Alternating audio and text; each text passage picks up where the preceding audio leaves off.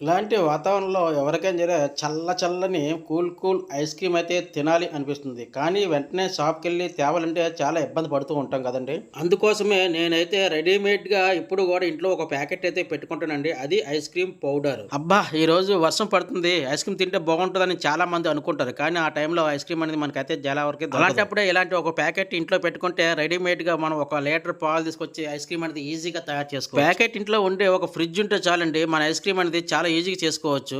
ఇంట్లో తయారు చేసిన దానికి బయట కంపెనీలో కొనుక్కున్న దానికి చాలా తేడా ఉంటుంది. కానీ మనం చేసుకున్న ఐస్ క్రీమ్ అనేది ఏ విధంగా ఉన్నా సరే మనకైతే ఈజీగా అయితే నచ్చుతుంది. అది కూడా అవసరాన్ని బట్టి మనం అప్పటికప్పుడు తయారు చేసుకొని 2-3 గంటలు డీప్ ఫ్రిడ్జ్‌లో పెట్టుకుంటే మనకి ఐస్ క్రీమ్ అనేది ఈజీగా అనేది తయారైపోతుంది. ఒకేసారి ఫ్యామిలీ ఎంతమంది ఉంటే అంతమంది కూడా ఒక ఫ్యామిలీ ప్యాక్ లాగా ఐస్ క్రీమ్ అనేది ఈజీగా తినవచ్చు. నేను కూడా ఈ రోజైతే ఒక ప్యాకెట్‌తో ఒక లీటర్ పాలతో ఐస్ క్రీమ్ అయితే తయారు చేశాను. అందులో ఏమేమి పదార్థాలు వేసానో, ఏం ఐటమ్స్ వేసానో వీడియో అయితే కింద లింక్ ఇస్తానండి ఫుల్ వీడియో. చూసిన తర్వాత లైక్ చేయండి.